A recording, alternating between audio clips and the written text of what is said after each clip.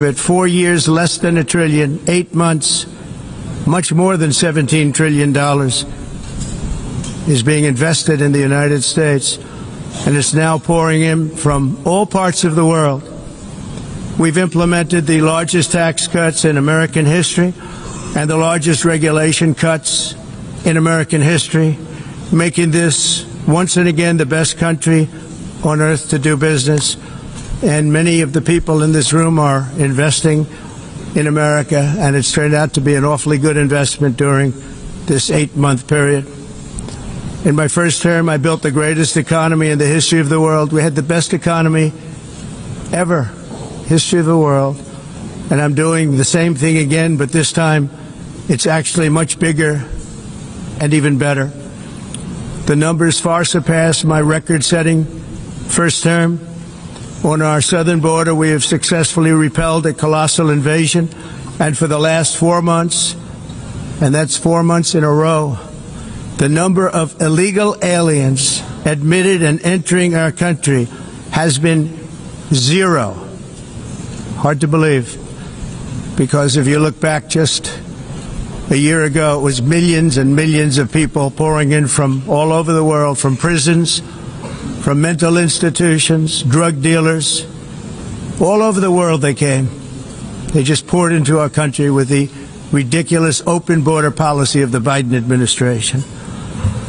Our message is very simple. If you come illegally into the United States, you're going to jail, or you're going back to where you came from, or perhaps even further than that. You know what that means. I want to thank the country of El Salvador for the successful and professional job they've done in receiving and jailing so many criminals that entered our country. And it was under the previous administration that the number became record-setting, and they're all being taken out. We have no choice. And other countries have no choice, because other countries are in the exact same situation with immigration. It's destroying your country, and you have to do something about it. On the world stage, America is respected again like it has never been respected before. You think about 2 years ago, 3 years ago, 4 years ago, or 1 year ago, we were a laughingstock all over the world. At the NATO summit in June, virtually all NATO members formally committed to increase defense spending at my request from 2% to 5% of GDP, making our alliance far stronger and more powerful than it was ever before. In May, I traveled to the Middle East to visit my friends and rebuild our partnerships in the Gulf and those valued relationships with Saudi Arabia, Qatar, and the UAE, and other countries are now, I believe, closer than ever before. My administration has negotiated one historic trade deal after another, including with the United Kingdom, the European Union, Japan, South Korea, Vietnam, Indonesia, the Philippines, Malaysia, and many, many others. Likewise, in a period of just 7 months, I have ended 7 unendable wars. They said they were unendable. You're never going to get them solved. Some were going for 31 years, 2 of them, 31, think of it, 31 years. One was 36 years. One was 28 years. I ended 7 wars. And in all cases, they were raging with countless thousands of people being killed. This includes Cambodia and Thailand, Kosovo and Serbia, the Congo and Rwanda, a vicious, violent war that was, Pakistan and India, Israel and Iran, Egypt and Ethiopia, and Armenia and Azerbaijan. It included all of them. No president or prime minister, and for that matter, no other country has ever done anything close to that. And I did it in just 7 months. It's never happened before. There's never been anything like that. I'm very honored to have done it. It's too bad that I had to do these things instead of the United Nations doing them. And sadly, in all cases, the United Nations did not even try try to help in any of them. I ended 7 wars, dealt with the leaders of each and every one of these countries, and never even received a phone call from the United Nations offering to help in finalizing the deal. All I got from the United Nations was an escalator that on the way up stopped right in the middle. If the First Lady wasn't in great shape, she would have fallen. But she's in great shape. We're both in good shape. We both stood. And then a teleprompter that didn't work. These are the 2 things I got from the United Nations, a bad escalator and a bad teleprompter. Thank you very much. And by the way, it's working now. It just went on. Thank you. I think I should just do it the other way. It's easier. Thank you very much. I didn't think of it at the time because I was too busy working to save millions of lives. That is the saving and stopping of these wars. But later I realized that the United Nations wasn't there for us. They weren't there. I thought of it really after the fact, not during these negotiations, which were not easy.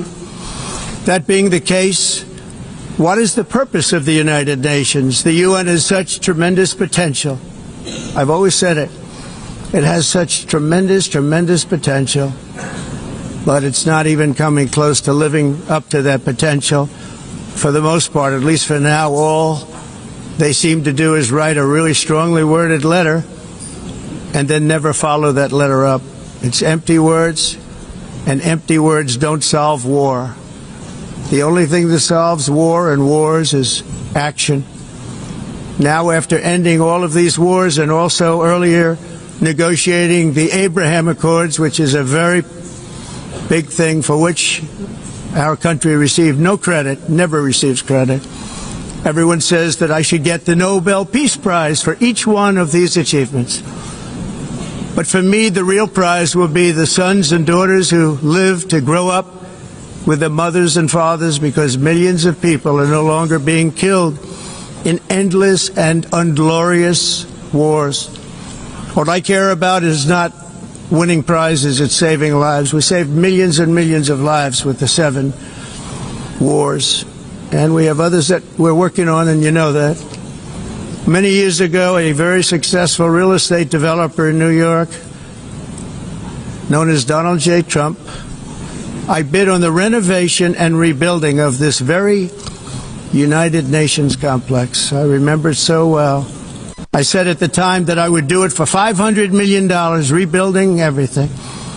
It would be beautiful. I used to talk about, I'm going to give you marble floors. They're going to give you terrazzo. I'm going to give you the best of everything. You're going to have mahogany walls. They're going to give you plastic. But they decided to go in another direction, which was much more expensive at the time, and which actually produced a far inferior product. And I realized that they did not know what they were doing when it came to construction, and that their building concepts were so wrong, and the product that they were proposing to build was so bad and so costly. It was going to cost them a fortune. And I said, and wait till you see the overruns. Well, I turned out to be right. They had massive cost overruns and spent between $2 and $4 billion on the building and did not even get the marble floors that I promised them. You walk on terrazzo. Do you notice that? As far as I'm concerned, frankly, looking at the building and getting stuck on the escalator, they still haven't finished the job. They still haven't finished. That was years ago. The project was so corrupt that Congress actually asked me to testify before them on the tremendous waste of money, because it turned out that they had no idea what it was, but they knew it was anywhere between $2 and $4 billion as opposed to $500 million with a guarantee. But they had no idea, and I said it cost much more than $5 billion. Unfortunately, many things in the United Nations are happening just like that, but on an even much bigger scale, much, much bigger. Very sad to see. Whether the UN can manage to play a productive role, I've come here today to offer the hand of American leadership and friendship to any nation in this assembly that is willing to join us in forging a safer, more prosperous world. And it's a world that we'll be much happier with. A dramatically better future is within our reach. But to get there, we must reject the failed approaches of the past and work together to confront some of the greatest threats in history. There is no more serious danger to our planet today than the most powerful and destructive weapons ever devised by man, of which the United States, as you know, has many. Just as I did in my first term, I've made containing these threats a top priority, starting with the nation of Iran. My position is very simple.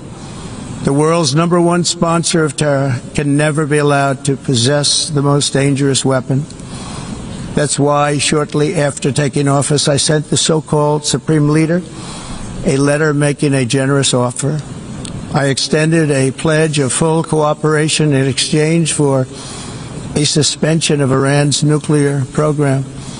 The regime's answer was to continue their constant threats to their neighbors and U.S. interests throughout the region and some great countries that are right nearby. Today, many of Iran's former military commanders, in fact, I can say almost all of them, are no longer with us. They're dead. And 3 months ago, in Operation Midnight Hammer, 7 American B-2 bombers dropped the 14 30,000-pound each bombs on Iran's key nuclear facilities, totally obliterating everything. No other country on earth could have done what we did. No other country has the equipment to do what we did. We have the greatest weapons on earth. We hate to use them. But we did something that for 22 years people wanted to do. With Iran's nuclear enrichment capacity demolished, I immediately brokered an end to the 12-day war, as it's called, between Israel and Iran, with both sides agreeing to fight no longer. As everyone knows, I have also been deeply engaged in seeking a ceasefire in Gaza. Have to get that done. Have to get it done. Unfortunately, Hamas has repeatedly rejected reasonable offers to make peace. We can't forget October 7th, can we? Now, as if to encourage continued conflict, some of this body is seeking to unilaterally recognize a Palestinian state. The rewards would be too great for Hamas terrorists for their atrocities. This would be a reward for these horrible atrocities, including October 7th, even while they refuse to release the hostages or accept a ceasefire. Instead of giving to Hamas and giving so much, because they've taken so much, this could have been solved so long ago. But instead of giving in to Hamas's ransom demands, those who want peace should be united with one message: release the hostages now. Just release the hostages now.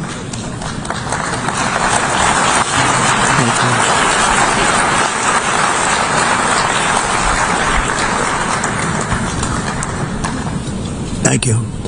As we have got to come together, and we will come together, to get it done, we have to stop the war in Gaza immediately. We have to stop it. We have to get it done. We have to negotiate, immediately have to negotiate peace. We got to get the hostages back. We want all 20 back.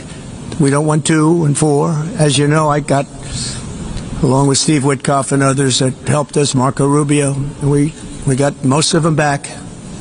We were involved in all of them. But I always said the last 20 are going to be the hardest, and that's exactly what happened. We have to get them back now. We don't want to get back 2, and then another 2, and then 1, and then 3. Have this process. No, we want them all back, and we want the actually 38 dead bodies back too. Those parents came to me and they want them back, and they want them back very quickly and very badly. As though they were alive, they want them. They want them every bit as much as if their son or daughter were alive. I've also been working relentlessly, stopping the killing in Ukraine. I thought that would be, of the 7 wars that I stopped, I thought that would be the easiest because of my relationship with President Putin, which had always been a good one. I thought that was going to be the easiest one. But, you know, in war, you never know what's going to happen. There are always lots of surprises, both good and bad.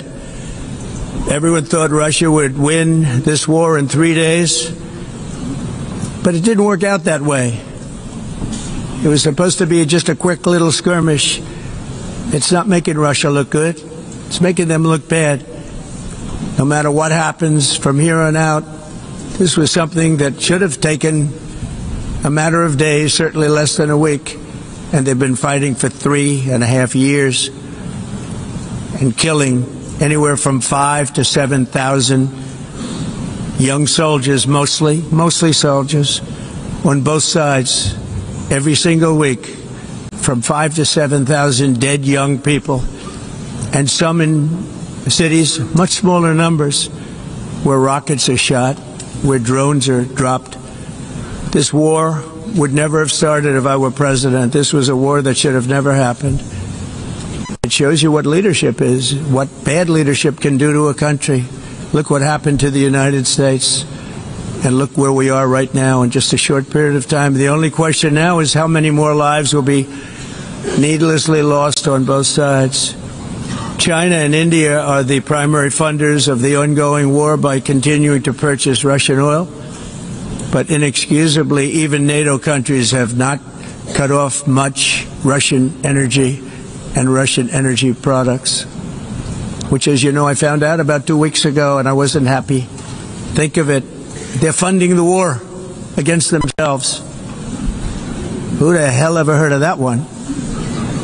In the event that Russia is not ready to make a deal to end the war, then the United States is fully prepared to impose a very strong round of powerful tariffs, which would stop the bloodshed, I believe, very quickly. But for those tariffs to be effective, European nations, all of you are gathered here right now, would have to join us in adopting the exact same measures. I mean, you're much closer to this. We have an ocean in between. You're right there.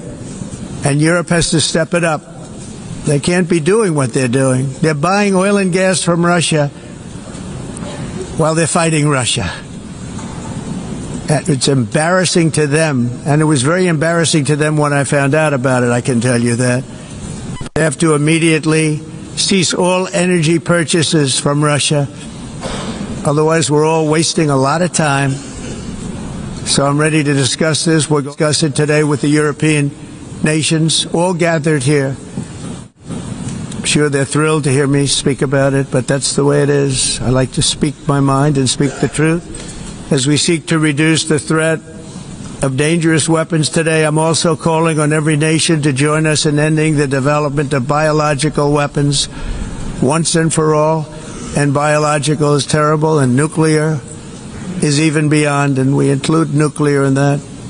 We want to have a cessation of the development of nuclear weapons. We know, and I get to view it all the time. Sir, would you like to see? And I look at weapons that are so powerful that we just can't ever use them. If we ever use them, the world literally might come to an end. There would be no United Nations to be talking about. There would be no nothing. Just a few years ago, reckless experiments overseas gave us a devastating global pandemic. Yet despite that worldwide catastrophe, many countries are continuing extremely risky research into bioweapons and man-made pathogens. This is unbelievably dangerous. To prevent potential disasters, I'm announcing today that my administration will lead an international effort to enforce biological weapons convention, which is going to be meeting with the top leaders of the world by pioneering an AI verification system that everyone can trust. Hopefully the UN can play a constructive role, and it will also be one of the early projects under AI. Let's see how good it is, because a lot of people are saying it could be one of the great things ever, but it also can be dangerous, but it can be put to tremendous use and tremendous good, and this would be an example of that. Not only is the UN not solving the problems it should, too often, it's actually creating new problems for us to solve. The best example is the #1 political issue of our time, the crisis of uncontrolled migration. It's uncontrolled. Your countries are being ruined. The United Nations is funding an assault on Western countries and their borders. In 2024, the UN budgeted $372 million in cash assistance to support an estimated 624,000 migrants journeying into the United States. Think of that. The UN is supporting people that are illegally coming into the United States, and then we have to get them out. The UN also provided food, shelter, transportation, and debit cards to illegal aliens. Can you believe that? On the way to infiltrate our southern border. Millions of people came through that southern border. Just a year ago, millions and millions of people were pouring in, 25 million altogether over the 4 years of the incompetent Biden administration. And now we have it stopped, totally stopped. In fact, they're not even coming anymore because they know they can't get through. But what took place is totally unacceptable. The UN is supposed to stop invasions, not create them and not finance them. In the United States, we reject the idea that mass numbers of people from foreign lands can be permitted to travel halfway around the world, trample our borders, violate our sovereignty, cause unmitigated crime, and deplete our social safety net. We have reasserted that America belongs to the American people, and I encourage all countries to take their own stand in defense of their citizens as well. You have to do that because I see it. I'm not mentioning names. I see it, and I can call every single one of them out. You're destroying your countries. They're being destroyed. Europe is in serious trouble. They've been invaded by a force of illegal aliens like nobody's ever seen before. Illegal aliens are pouring into Europe. Nobody is ever, and nobody's doing anything to change it, to get them out. It's not sustainable. And because they choose to be politically correct, they're doing just absolutely nothing about it. And I have to say, I look at London where you have a terrible mayor, terrible, terrible mayor. And it's been so changed, so changed. Now they want to go to Sharia law. But you're in a different country. You can't do that. Both the immigration and their suicidal energy ideas will be the death of Western Europe if something is not done immediately. This cannot be sustained. What makes the world so beautiful is that each country is unique. But to stay this way, every sovereign nation must have the right to control their own borders. You have the right to control your borders, as we do now, and to limit the sheer numbers of migrants entering their countries and paid for by the people of that nation that were there and that built that particular nation at the time. They put their blood, sweat, tears, money into that country, and now they're being ruined. Proud nations must be allowed to protect their communities and prevent their societies from being overwhelmed by people they have never seen before, with different customs, religions, with different everything. Where migrants have violated laws, lodged false asylum claims, or claimed refugee status for illegitimate reasons, they should, in many cases, be immediately sent home. And while we will always have a big heart for places and people that are struggling and truly compassionate, answers will be given. We have to solve the problem, and we have to solve it in their countries, not create new problems in our countries. And we are very helpful to a lot of countries that are just not able to send their people anymore. They used to send them to us in caravans of 25,000, 30,000 people each. These massive caravans of people pouring into our country, totally unchecked and unvetted. But not anymore. According to the Council of Europe, in 2024, almost 50% of inmates in German prisons were foreign nationals or migrants. In Austria, the number was 53% of the people in prisons were from places that weren't from where they are now. In Greece, the number was 54%, and in Switzerland, beautiful Switzerland, 72% of the people in prisons are from outside of Switzerland. When your prisons are filled with so-called asylum seekers who repaid kindness, and that's what they did, they repaid kindness with crime. It's time to end the failed experiment of open borders. You have to end it now. Let's see, I can tell you. I'm really good at this stuff. Your countries are going to hell. In America, we've taken bold action to swiftly shut down uncontrolled migration. Once we started detaining and deporting everyone who crossed the border and removing illegal aliens from the United States, they simply stopped coming. They're not coming anymore. We're getting a lot of credit, but they're not coming anymore. This was a humanitarian act for all involved, because on the trips up, thousands of people a week were dying. Women were being raped. Nobody's ever seen anything like it. Raped, horribly beaten, raped. On the trip up, the journey up, it was a long walk. It was a long, arduous journey, indeed. And it was also a historic victory against human trafficking throughout the region. What we did was a victory, and we saved so many lives of people that wouldn't make the journey. That journey was loaded up with death. Loaded up with death. Dead bodies all along the roads of jungles to get up. They go through jungles, they go through areas so hot you couldn't breathe. They were dying of suffocation. Areas so hot that you couldn't breathe. Dead bodies all over. By them not coming, we're saving tremendous numbers of lives. My people have done a fantastic job in doing what they did, and the American public agrees with it. I mean, I was very proud to see this morning I have the highest poll numbers I've ever had. Part of it is because of what we've done on the border. I guess the other part is what we've done on the economy. Joe Biden's policies empowered murderous gangs, human smugglers, child traffickers, drug cartels, and prisoners from all over the world.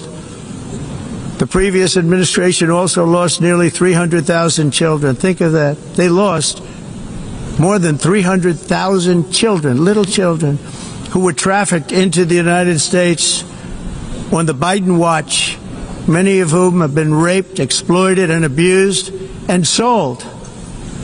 Sold. Nobody talks about that. The fake news doesn't write about it. With many others, young children who are missing or dead. And we found a lot of these children, and we're sending them back, and we've been sending them back to their parents. They said, nobody knows who they are. They said, where do you come from? And they'll give us a country, and we'll find out, and we'll figure it out, and we'll bring them back to their homes. And the mother and father rush to the door, and their tears in their eyes. They can't believe that they're seeing their son or daughter, their little son or daughter again. We've done almost 30,000 of them so far. Any system that results in the mass trafficking of children is inherently evil. Yet that is exactly what the globalist migration agenda has done, and it's what it's all about. In America, those days, as you know, are over. The Trump administration is working, and we are continuing to work to track down the villains that are causing this problem, and also, as I said, to get back the 30,000 we've already returned. Now I think we're going to have another. We're going to find a lot. You're not going to find all of them. 300, more than 300,000. They're lost or they're dead. They're lost or they're dead because of the animals that did this. To protect our citizens, I've also designated multiple savage drug cartels as 𝗲𝗏. And you see this, and you see it happening right before your eyes. Let's put it this way. People don't like taking big loads of drugs in boats anymore. There aren't too many boats that are traveling on the seas by Venezuela. They tend not to want to travel very quickly anymore. And we've virtually stopped drugs coming into our country by sea. We call them the water drugs. They kill hundreds of thousands of people. I've also designated multiple savage drug cartels as far as foreign terrorist organizations, along with two bloodthirsty transnational gangs, probably the worst gangs anywhere in the world, MS-13 and Tren de Aragua. Tren de Aragua was from Venezuela, by the way. Such organizations torture, maim, mutilate, and murder with impunity. They're the enemies of all humanity. For this reason, we've recently begun using the supreme power of the United States military to destroy Venezuelan terrorists and trafficking networks led by Nicolas Maduro. To every terrorist thug smuggling poisonous drugs into the United States of America, please be warned that we will blow you out of existence. That's what we're doing. We have no choice. Can't let it happen. They're destroying. I believe we lost 300,000 people last year to drugs, 300,000. Fentanyl and other drugs. Each boat that we sink carries drugs that would kill more than 25,000 Americans. We will not let that happen. Energy is another area where the United States is now thriving like never before. We're getting rid of the falsely named renewables. By the way, they're a joke. They don't work. They're too expensive. They're not strong enough to fire up the plants that you need to make your country great. The wind doesn't blow. Those big windmills are so pathetic and so bad, so expensive to operate. And they have to be rebuilt all the time, and they start to rust and rot. Most expensive energy ever conceived, and it's actually energy. You're supposed to make money with energy, not lose money. You lose money, the governments have to subsidize. You can't put them out without massive subsidies. And most of them are built in China, and I give China a lot of credit. They build them, but they have very few wind farms. So why is it that they build them and they send them all over the world, but they barely use them? You know what they use? Coal. They use gas. They use almost anything, but they don't like wind. But they sure as hell like selling the windmills. Europe, on the other hand, has a long way to go, with many countries being on the brink of destruction because of the green energy agenda. And I give a lot of credit to Germany. Germany was being led down a very sick path, both on immigration, by the way, and on energy. They were going green, and they were going bankrupt. And the new leadership came in, and they went back to where they were, with fossil fuel and with nuclear, which is good. It's now safe, and you can do it properly. But they went back to where they were, and they opened up a lot of different plants, energy producing plants, and they're doing well. I give Germany a lot of credit for that. They've said this is a disaster, what's happening. They were going all green. All green is all bankrupt. That's what it represents.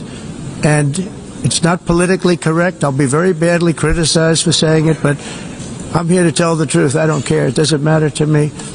I'm in New York City. I'm feeling a lot safer. Crime, we're getting crime down. And by the way, speaking of crime, Washington, D.C. Washington, D.C. was the crime capital of America.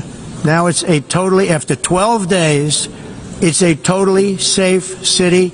Everyone's going out to dinner. They're going out to restaurants. Your wife can walk down the middle of the street with or without you. Nothing's going to happen. My people have done a fantastic job. And yes, I called in the National Guard, and the National Guard took care of business. And they weren't politically correct, but they took care of business. We got 1,700 career criminals out, brought them back to where they came from, the countries where they came from, or put them in jails. Washington, D.C. is now a totally safe city again, and I welcome you to come. In fact, we'll have dinner together at a local restaurant, and we'll be able to walk. We don't have to go by an armor-plated vehicle. We'll walk right over there from the White House. They've given up their powerful edge, a lot of the countries that we're talking about, in oil and gas, such as essentially closing the great North Sea oil. Oh, the North Sea, I know it so well. Aberdeen was the oil capital of Europe, and there's tremendous oil that hasn't been found in the North Sea. Tremendous oil. And I was with the Prime Minister I respect and like a lot, and I said, you're sitting with the greatest asset. They essentially closed it by making it so highly taxed that no developer, no oil company can go there. They have tremendous oil left, and more importantly, they have tremendous oil that hasn't even been found yet. And what a tremendous asset for the United Kingdom And I hope the Prime Minister is listening, because I told it to him 3 days in a row. That's all he heard. North Sea oil, North Sea, because I want to see them do well. I want to stop seeing them ruining that beautiful Scottish and English countryside with windmills and massive solar panels that go 7 miles by 7 miles, taking away farmland. But we're not letting this happen in America. In 1982, the executive director of the United Nations Environmental Program predicted that by the year 2000, climate change would cause a global catastrophe. He said that it will be irreversible, as any nuclear holocaust would be. This is what they said at the United Nations. What happened? Here we are. Another UN official stated in 1989 that within a decade, entire nations could be wiped off the map by global warming. Not happening. You know, it used to be global cooling. If you look back years ago in the 1920s and the 1930s, they said, global cooling will kill the world. We have to do something. Then they said global warming will kill the world, but then it started getting cooler, so now they could just call it climate change, because that way they can't miss. It's climate change, because if it goes higher or lower, whatever the hell happens, there's climate change. It's the greatest con job ever perpetrated on the world, in my opinion. Climate change, no matter what happens, you're involved in that. No more global warming, no more global cooling. All of these predictions made by the United Nations and many others, often for bad reasons, were wrong. They were made by stupid people that have cost their countries fortunes and given those same countries no chance for success. If you don't get away from this green scam, your country is going to fail. And I'm really good at predicting things, you know. They actually said during the campaign they had a hat, the best-selling hat. Trump was right about everything. And I don't say that in a braggadocious way, but it's true. I've been right about everything. And I'm telling you that if you don't get away from the green energy scam, your country is going to fail. And if you don't stop people that you've never seen before, that you have nothing in common with, your country is going to fail. I'm the President of the United States, but I worry about Europe. I love Europe. I love the people of Europe. And I hate to see it being devastated by energy and immigration. This double-tailed monster destroys everything in its wake, and they cannot let that happen any longer. You're doing it because you want to be nice. You want to be politically correct, and you're destroying your heritage. They must take control strongly and immediately of the unmitigated immigration disaster and the fake energy catastrophe before it's too late. The carbon footprint is a hoax made up by people with evil intentions, and they're heading down a path of total destruction. You know, the carbon footprint was a big, big thing a few years ago. I remember hearing about the carbon footprint, and then President Obama would get into Air Force One, a massive Boeing 747, and not a new one, an old one with old engines that spew everything into the atmosphere. He'd talk about the carbon footprint, we must do so. Then he'd get in and he'd fly from Washington to Hawaii to play a round of golf. And then he'd get back onto that big, beautiful plane and he'd fly back and he'd talk about, again, global warming and the carbon footprint. It's a con job. At extreme cost and expense, Europe reduced its own carbon footprint by 37%. Think of that. Congratulations, Europe. Great job. You cost yourself a lot of jobs, a lot of factories closed, but you reduced the carbon footprint by 37%. However, for all of that sacrifice and much more, it's been totally wiped out, and then some, by a global increase of 54%. Much of it coming from China and other countries that are thriving around China, which now produces more CO2 than all the other developed nations in the world. So all of these countries are working so hard on the carbon footprint, which is nonsense, by the way. It's nonsense. You know, it's interesting. In the United States, we have still radicalized environmentalists, and they want the factories to stop. Everything should stop. No more cows. We don't want cows anymore. I guess they want to kill all the cows. They want to do things that are just unbelievable, and you have it too. But you know, we have a border, strong, and we have a shape, and that shape doesn't just go straight up. That shape is amorphous when it comes to the atmosphere. And if we had the most clean air, and I think we do, we have very clean air. We have the cleanest air we've had in many, many years. But the problem is that other countries, like China, which has air that's a little bit rough, it blows. And no matter what you're doing down here, the air up here tends to get very dirty because it comes in from other countries where their air isn't so clean. And the environmentalists refuse to acknowledge that. Same thing with garbage. In Asia, they dump much of their garbage right into the ocean. And over about a 1 week and 2 week journey, it flows right past Los Angeles. You've seen it. Massive amounts of garbage, almost too much to do anything about. Flowing past Los Angeles, past San Francisco. And then somebody will get in trouble because he dropped a cigarette on the beach. The whole thing is crazy. The primary effect of these brutal green energy policies has not been to help the environment, but to redistribute manufacturing and industrial activity from developed countries that follow the insane rules that are put down to polluting countries that break the rules and are making a fortune. They're making a fortune. European electricity bills are now 4 to 5 times more expensive than those in China, and 2 to 3 times higher than the United States. And our bills are coming way down. You probably see that our gasoline prices are way down. You know, we have an expression, drill, baby, drill, and that's what we're doing. We're going to be much lower in a year from now. But they've come way down over the last year. As a result, every air conditioner is like very uncommon to see one in some of these countries because the electric cost is so high. So while the U.S. has approximately 1,300 heat-related deaths annually, that's a lot, Europe loses more than 175,000 people to heat deaths each year because the costs are so expensive you can't turn on an air conditioner. What is that all about? That's not Europe. That's not the Europe that I love and know. All in the name of pretending to stop the global warming hoax. The entire globalist concept of asking successful industrialized nations to inflict pain on themselves and radically disrupt their entire societies must be rejected completely and totally, and it must be immediate.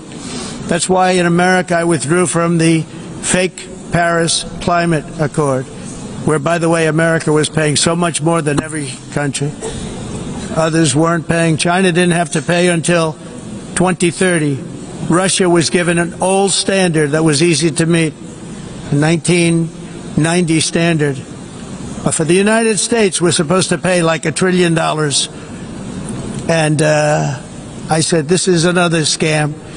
The fact is, the United States has been taken advantage of by the world for many, many years, but not any longer, as you probably noticed.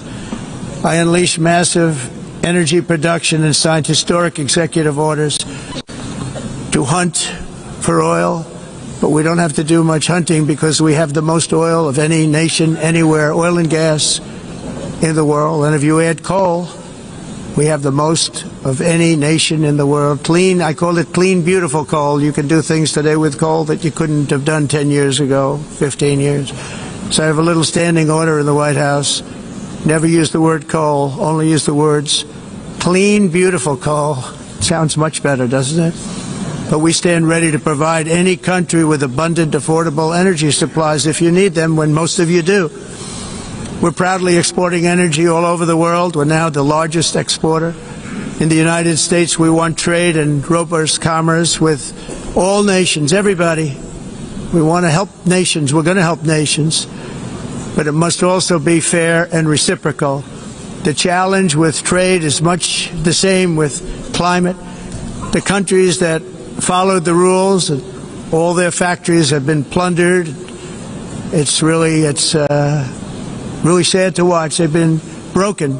They've been broken by countries that broke the rules.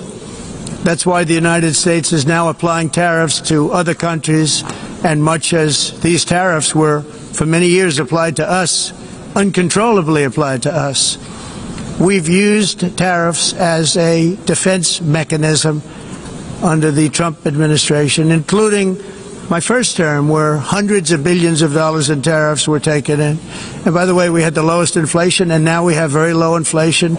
The only thing different is that we have hundreds of billions of dollars flowing into our country. But this is how we will ensure that the system works for everyone and is sustainable into the future.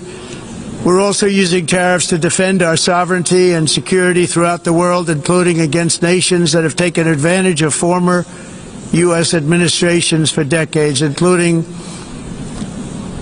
the most corrupt, incompetent administration in history, the Sleepy Joe Biden administration. Brazil now faces major tariffs in response to its unprecedented efforts to interfere in the rights and freedoms of our American citizens and others, with censorship, repression, weaponization, judicial corruption, and targeting of political critics in the United States. I have a little problem saying this because I must tell you, I was walking in and the leader of Brazil was walking out. We saw him and I saw him, he saw me, and we embraced. And then I'm saying, can you believe I'm going to be saying this in just 2 minutes? We actually agreed that we would meet next week. We didn't have much time to talk, like about 20 seconds. They were in retrospect, I'm glad I waited because this thing didn't work out too well. But we did talk. We had a good talk, and we agreed to meet next week, if that's of interest. But he seemed like a very nice man, actually. He liked me, I liked him. But if you, and I only do business with people I like. When I don't like them, I don't like them. But we had, at least for about 39 seconds, we had excellent chemistry. It's a good sign. But also in the past, Brazil, can you believe this, unfairly tariffed our nation, but now because of our tariffs, we are hitting them back, and we're hitting them back very hard. As president, I will always defend our national sovereignty and the rights of American citizens. So I'm very sorry to say this, that Brazil is doing poorly and will continue to do poorly. They can only do well when they're working with us. Without us, they will fail, just as others have failed. It's true. Next year, the United States will celebrate the 250th anniversary of our glorious independence, a testament to enduring power and American freedom and spirit. We will also be proudly hosting the 2026 FIFA World Cup, and shortly thereafter, the 2028 Olympics, which is going to be very exciting. I hope you all come. I hope that countless people from all over the globe will take part of these will be great celebrations of liberty and human achievement, and that together we all can rejoice in the miracles of history that began in July 4th, 1776, when we founded the light to all nations. And it's something really that an amazing thing came out of that date. It's called the United States of America. In honor of this momentous anniversary, I hope that all countries who find inspiration in our example will join us in renewing our commitment, values, and those values really that we hold so dear. Together, let us defend free speech and free expression. Let us protect religious liberty, including for the most persecuted religion on the planet today. It's called Christianity. And let us safeguard our sovereignty and cherish qualities that have made each of our nations so special, incredible, and extraordinary. In closing, I just want to repeat that immigration and the high cost of so-called green renewable energy is destroying a large part of the free world and a large part of our planet. Countries that cherish freedom are fading fast because of their policies on these two subjects. You need strong borders and traditional energy sources if you are going to be great again. Whether you have come from north or south, east or west, near or far, every leader in this beautiful hall today represents a rich culture a noble history and a proud heritage that makes each nation majestic and unique, unlike anything else in human history or any other place on the face of the earth. From London to Lima, from Rome to Athens, from Paris to Seoul, from Cairo to Tokyo and Amsterdam to right here in New York City, we stand on the shoulders of the leaders and legends, generals and giants, heroes and titans who won and built our beloved nations, all of our nations, with their own courage, strength, spirit and skill. Our ancestors climbed mountains, conquered oceans, crossed deserts, and trekked over wide open plains. They charged into thunderous battles, plunged into grave dangers, and they were soldiers and farmers and workers and warriors and explorers and patriots. They built towns into cities, tribes into kingdoms, ideas into industries, and small islands into mighty empires. You're a part of all of that. They were champions for their people who never gave up and who never, ever gave in. Their values defined our national identities. Their visions forged our magnificent destiny. Everybody in this room is a part of it in your own way. Each of us inherits the deeds and the myths, the triumphs, the legacies of our own heroes and founders who so bravely showed us the way. Our ancestors gave everything for homelands that they defended with pride, with sweat, with blood, with life, and with death. Now the righteous task of protecting the nations that they built belongs to each and every one of us. So together let us uphold our sacred duty to our people and to our citizens. Let us protect their borders, ensure their safety, preserve their cultures, treasure, and traditions, and fight, fight, fight for their precious dreams and their cherished freedoms. And in friendship and really a beautiful vision, let us all work together to build a bright, beautiful planet, a planet that we all share, a planet of peace and a world that is richer, better, and more beautiful than ever before. That can happen. It will happen. It will happen, and I hope it can happen and start right now, right at this moment. We'll turn it around. We're going to make our countries better, safer, more beautiful. We're going to take care of our people. Thank you very much. It's been an honor. God bless the nations of the world. Thank you very much. Bye.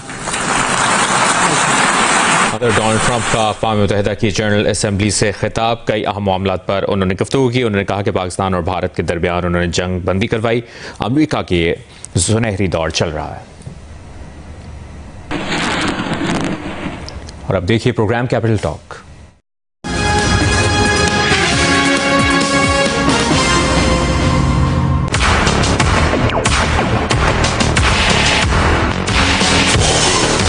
Reason में एक नई जंग की बुनियाद रखी जा रही है। ट्रंप के बयानात है जो बहुत खतरनाक है। पाकिस्तान को तो किसी भी सूरत में इस जंग में शामिल नहीं होना चाहिए।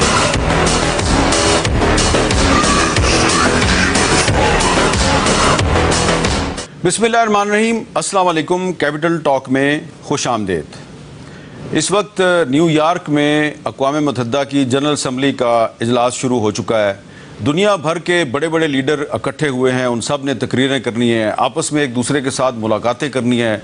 बहुत से एजेंडे हैं उनके सामने, बहुत सी जंगें हैं जिनको वो ख़त्म करवाना चाहते हैं, बहुत से तनाज़ात हैं। और इस सारी सूरत हाल में एक सवाल जो है वो बड़ा अहम हो गया है कि क्या ये दुनिया जिसके लीडर हर साल सितंबर में न्यूयॉर्क में एक दूसरे को मिलते हैं, ये दुनिया दिन ब दिन महफूज हो रही है या गैर महफूज होती जा रही है? वजह यह है कि 20 साल पहले बतौर एक सहाफ़ी के मैं जिन इश्यूज़ पर गुफ्तगू करता था, जिन इश्यूज़ पर मैं कॉलम लिखता था, 20 साल बाद भी वही इश्यूज़ और वही मौज़ूआत मेरे सामने खड़े हैं। 20 साल पहले भी जंगें थीं, दहशतगर्दी के ख़िलाफ़ एक जंग का पाकिस्तान हिस्सा था। 20 साल पहले भी ड्रोन हमले हो रहे थे, बम धमाके हो रहे थे, ऑपरेशंस हो रहे थे, और आज 20 साल के बाद भी वही कुछ हो रहा है। जो 2005 में मैंने देखा वही मैं 2025 में देख रहा हूँ।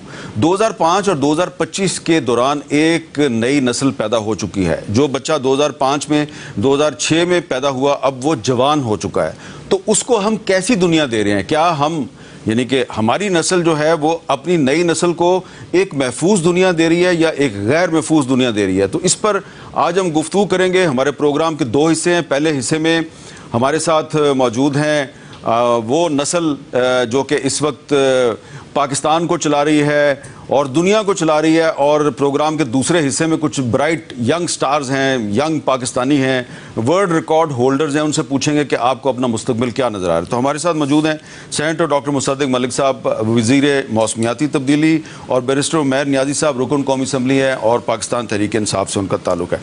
ڈاکٹر مصدق ملک صاحب, ہم روز پالیٹکس پہ بات کرتے ہیں, لیکن کیا آپ نے کبھی سوچا ہے کہ آپ اپنے بچوں کو کیسی دنیا دے رہے ہیں, کیسا پاکستان دے رہے ہیں کہ 2005 میں جو ایشوز ہمارے سامنے تھے 2025 میں بھی وہی ایشو ہمارے سامنے ہیں, تو ہم نے ان کو کیا دیا ہے؟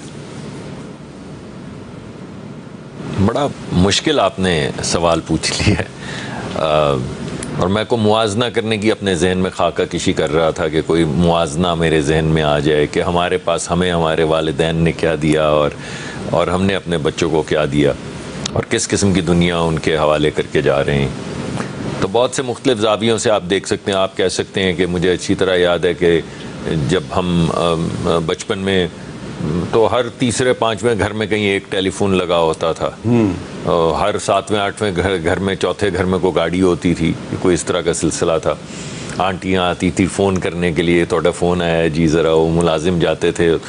اب گھر گھر میں ٹیلی فون لگ گیا ہے. اب بہت موٹر گاڑیاں بھی آپ کو نظر آتی ہیں, لیکن مجھے لگتا ہے کہ یہ کوئی ایک پریجوڈیشل سا ویو ہے. مجھے ایسے لگتا ہے کہ پہلے جو فرق تھا امیر اور غریب میں, طاقتور اور کمزور میں, وہ کم تھا. اور جب آپ یہ موازنہ کریں کہ وہ لوگ جن کے پاس ہے, مثلا آپ کے بچے ہیں ماشاءاللہ, آپ کی مجھے پتہ چلا بڑی ذہین اور زبردست آپ کی بٹیاں ہیں جو ڈیجیٹل میڈیا کے اندر زبردست ٹریننگ حاصل کر کے آئی ہیں. میرے بھی بچے پڑھ پڑھ کے بڑی ترقی کر رہے ہیں, لیکن جب میں اپنی بیگم کے پاس کبھی جاتا ہوں تو وہ کہتی ہیں کہ یہ ہمارے ہاؤس ہیلپ ہیں اور ان کے 5 بچے ہیں اور یہ فلاں گاؤں میں رہتے ہیں اور یہ ان کی تنخواہ, ذرا ان کا بجٹ تو بناؤ. تم سرکار میں کام کرتے ہو تو ذرا یہ تو بتاؤ کہ اس کی زندگی کے اندر کیا فرق پڑا ہے. تو میں جب اس سے موازنہ کرتا ہوں تو مجھے لگتا ہے کہ یہ ایک بائی پولر ڈسٹریبیوشن ہے, جس میں پہلے جس کے پاس تھا سب کے پاس تھوڑا زیادہ شاید ہو گیا ہو, مگر جس کے پاس تھا اس کے پاس بہت زیادہ ہو گیا, اور جس کے پاس نہیں تھا اس کے پاس کچھ بھی نہیں رہا. مثلا ایک زمانے میں آپ کے والد, میرے والد, اس زمانے میں کوئی ویزے شیزے کا مسئلہ نہیں ہوتا تھا. اگر آپ کے پاس پاسپورٹ ہے تو لندن چلے جائیں اور لندن اتر جائیں آپ.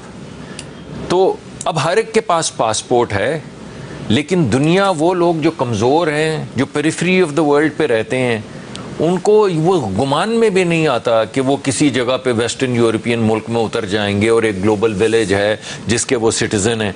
تو ایک عجیب ادھم چوکڑی سی ہے. اور جو آپ نے باتیں کی ہیں, میں اکثر شام کو بیٹھ کے یہی سوچتا ہوں. میرے خیال میں آپ پہلے دن کا پروگرام اٹھا لیں جب میں 2013 میں سیاست میں ہوا ہوں, وہ پروگرام نکال لیں اور آج کا پروگرام نکال لیں. یہ آپ نے یکسر آج مختلف پروگرام کیا, پچھلے ہفتے کا نکال لیں تو وہی بات ہوگی کہ مولانا فضل الرحمان نے کیا کہا اور بلاول صاحب کیا کریں گے, اور یہ دھماکہ ہو گیا, آپ لا انفورسمنٹ کیوں نہیں کرتے, یہاں پہ جمہوریت کیسے آئے گی, یہاں پہ فلاں. ایسے لگتا ہے کہ ہم کسی چکر میں پھنس گئے جی, اور جتنا بھاگتے ہیں وہیں کھڑے رہتے ہیں. صرف ہم چکر میں نہیں پھنسے ہوئے بیرسٹر عمیر نیازی صاحب, ایسا لگتا ہے پوری دنیا چکر میں پھنسی ہوئی ہے. اور یہ جو میٹنگز ہو رہی ہیں نیو یارک میں, بڑے بڑے لیڈرز آپس میں میٹنگ کر رہے ہیں, ان سب کا ایک ہی مسئلہ ہے کہ کسی طرح کوئی جو غزہ کی جنگ ہے اس کو ختم کرا دیں, کچھ اور جو تنازعات ہیں ان کو بند کروا دیں. اور ہمارا مسئلہ ہے پچھلے 20 سال سے کہ پاکستان میں ایک جنگ چل رہی ہے, بم دھماکے ہو رہے ہیں, آپریشن ہو رہے ہیں, ان کو کسی طریقے سے بند کروا دیں. تو یہ ہم 20 سال سے ایک چکر میں کیوں پھنسے ہوئے ہیں؟ دیکھیں, جیسا مصدق بھائی ذکر کر رہے تھے, دیکھیں ہم نے قائد اعظم کے ویژن کو چھوڑ دیا. ہم نے جو قائد اعظم کا پاکستان کو ابینڈن کر دیا. ہم 2 طرح کے پیرلل پاکستان چلا رہے ہیں, ایک امیر کا پاکستان, ایک غریب کا پاکستان. پاکستان نے یہ نہیں کہ پروگریس نہیں کی, پروگریس کی ہے, مگر ہم نے کیا کیا, ہم نے آئیلینڈ آف سکسیس بنائے ہیں, چھوٹے چھوٹے آئیلینڈ جگہ جگہ کریٹ کیے کہ بچے کو HSN میں بھیج